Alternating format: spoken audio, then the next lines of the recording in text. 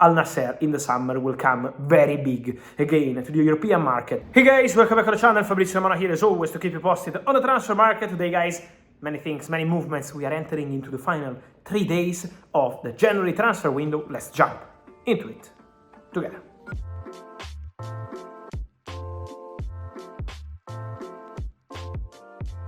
Deadline day is just around the corner, but before we jump into the excitement, let me tell you about something just as important: staying protected online with Proton VPN. Whether you are streaming the latest news or browsing, Proton VPN keeps you connected at lightning fast speeds. No delays, no interruptions, just seamless online experiences.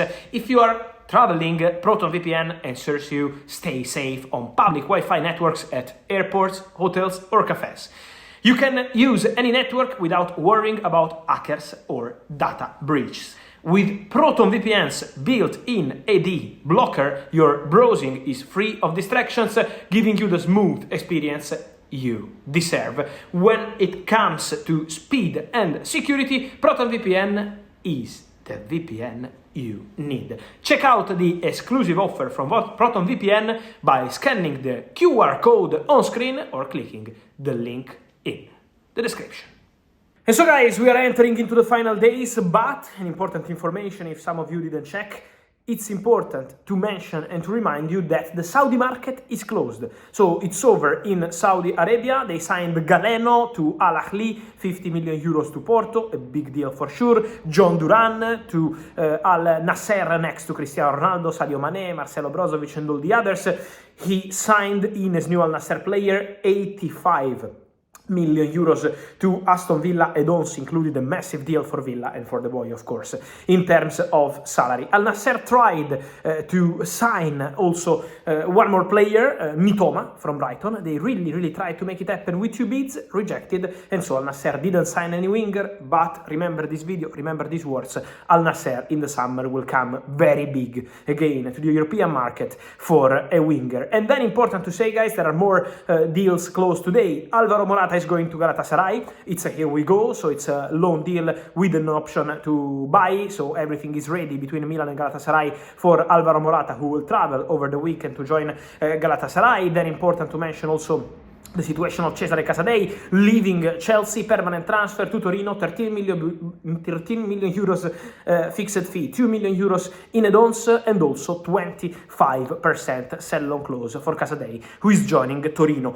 Today, Saturday in the morning, go to Flight Radar and check the arrival of Patrick Dorgu in Manchester, because as I told you 2 days ago, now the schedule is confirmed. Dorgu travels to Manchester. Here we go already at the beginning of the week for Patrick Dorgu to Man United. The deal is completed, and so 30 million euros, 5 in add-ons, Patrick Dorgu in Manchester today to complete his move. Exclusive story from the afternoon is on Manchester City. Peter Reis, Omar Marmoush, more signings including Kusanov, exclusive story, and then one more exclusive story is on the midfielder. Nico Gonzalez, former midfielder of Barcelona, 23 years old, is the target for Man City in the midfield. Man City have approached Porto today. It's been a crazy day for Porto, so for Man City was not the right moment to try to close the deal, to start with an official bid. It was just an approach. Why a crazy day? Because they sold Galeno to Al Ahly, so Porto were really busy with that story, with the Saudi market closing, and so Man City respected the timing of Porto, but they started with an approach. The approach has been made. The release clause is 60 million euros, but Barcelona have 40% sell-on clause on Nico Gonzalez. That's an important detail to remember, and so now Manchester City in negotiations. Let's see in the next days how it will evolve, but Nico is the priority of Man City in the midfield. Another name they considered is Sergi Altimira, the midfielder of Betis, Spanish, more playmaker than number 8, but the idea of Man City now is to go for Nico, also for international experience, but Sergi Altimira will be one of the players to watch for sure in the future. Important to mention also the strikers market, because we know João Felix is going to be one to watch. Remember, I told you 1 week ago, João Felix absolutely remains one to watch. One to watch for the next hours, next days, is going to be for sure Matistel. Crazy Friday for the Matistel saga, because the chairman of Tottenham, Daniel Levy, decided to travel to Munich to meet Matistel, to meet his agent, but Matistel decided to say no to Tottenham. Then now he's assessing all the options possible for his future. One of the options is to stay at Bayern. So there is a possibility for Matistel to continue at Bayern. But my information at this time, midnight Italian time, between Friday and Saturday, is that Matistel is still assessing all the options. So let's see what's going to happen, especially for a loan with an option to buy. That's still a possibility. So instead of going on loan with an obligation to buy, so a permanent transfer to Tottenham, Matistel could be open to a loan with an option to buy. Man United are very interested to this formula. Let's see if Arsenal will decide to enter too. Now, the Matistel story is stay at Bayern, still a possibility. Go to Man United, or also Arsenal, we will see if they will decide to move. Also because only Watkins, today, press conference from Unai Emery, very strong message from Unai saying that Watkins is not leaving the club. So let's see how Arsenal will react. We said about Matistel, one of the clubs calling for Matistel in the recent days was Aston Villa. Why? Because Aston Villa sold John Duran, Aston Villa need new signings, and so they tried to make it happen. Now, what's going on? Aston Villa are focused on different players. Today, we can add one more thing. We know Joao Felix, super appreciated by Unai Emery, but the salary is the crucial part. So let's see how the conversation goes, and there are more clubs on Joao Felix. But Unai Emery is insisting like crazy for Joao Felix internally.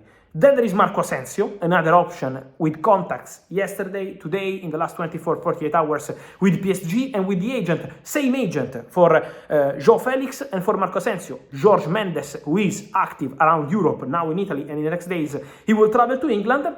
And then important to say that Aston Villa also asked for conditions of the Marcus Rashford deal. Matteo Moretto today revealed this story, and we can confirm that Marcus Rashford is a target for Aston Villa. They started some contact with the camp of Marcus Rashford to understand, okay, it's a loan, how much of the salary we should pay, would the player be open to the move? So Aston Villa started asking questions about Marcus Rashford. First contacts took place. Let's see what's going to happen in the final 48 hours. But Rashford is a target for Aston Villa. And this separate story, Rashford, Joao Felix, Asensio, all players being considered by Aston Villa, with Unai Emery pushing for new signings. Then I wanted to clarify on two more cases, guys. One is Alejandro Garnacho. I think it's really important today to underline what the manager of Manchester United said. Ruben Amorim, with a strong position in public. You remember his words through 2-3 weeks ago, saying, yeah, it's important to mention that I want to see more from the players, the training sessions. He was out of the derby. Today, completely different attitude. Very happy with Garnacho, with his mentality. I want to keep Garnacho. I want Kobbie Mainoo in my squad. So the message from Ruben Amorim is completely different.